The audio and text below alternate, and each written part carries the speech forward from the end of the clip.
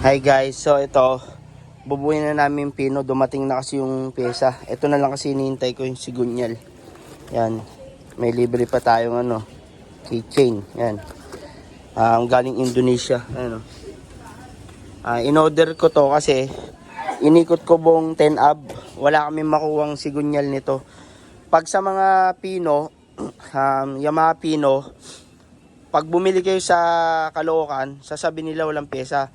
Ang tugma rito sigunyal, pasok na sigunyal dito yung pang Mio Sol I 115i. Basta yung Mio Sol I na AFI yan, tugma yung sigunyal dito sa Pino.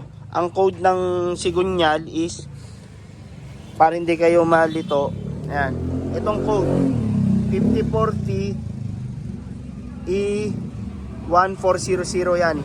Para pag nasiraan kayo ng ganitong motor na Yamaha Pino, para hindi kayo maligaw sa pyesa, ang kunin yung pyesa pang Mio Sol I115. Pasok na pasok. Yan.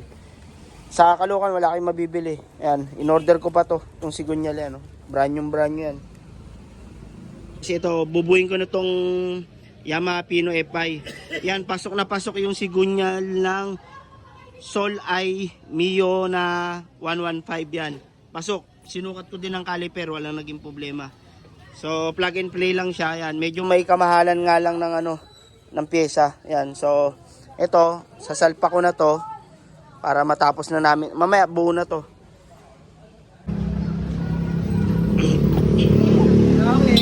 Okay.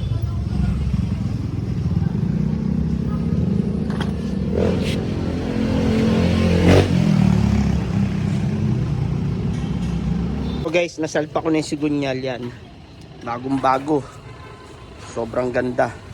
Halos brand new to pag natapos yan.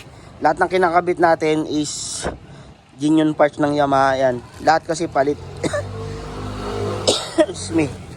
Yan, lahat. Pati timing chain, palit. Lahat. Ito, buti hindi to tinamaan. Ito, pinalitan ko na to dati. Kasi ito tinamaan yung block niya dati. Yung last year pa. Yan, ang tinamaan ngayon nito, kaya nag-overall na kami, nagbiyak na kami. Yung sigunyal, natuyuan, nagtunog bakal na. Bumaloktot yung sigunyal nito. Yan, so yan, matatapos to mamaya.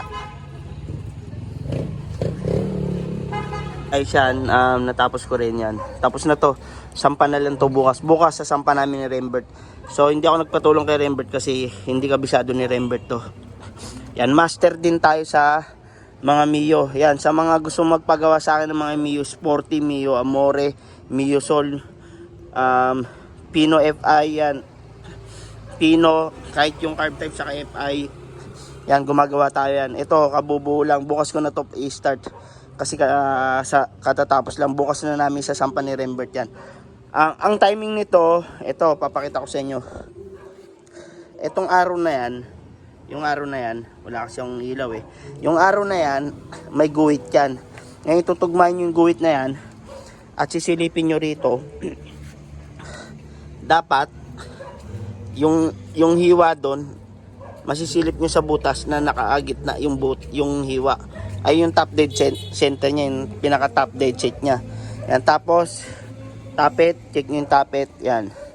Ito kasi nakasit na yung tapet nito Yung binuksan ko to una, yan, yung pinalitan natin ng black to una saka cylinder, hindi ko na binago yung tapet ko. Yan, so okay na yung tapet nito. Tapos ito pala, wag nyong kakalimutan na hindi isasara to kasi yung iba, kaya lawlaw yung timing chain, maingay, nakakaligtaan nila to i-close. Kailangan talaga nakatukod tong tensioner. So itong tensioner, ang trabaho nito para yung timing chain nyo hindi makalampag. Yan.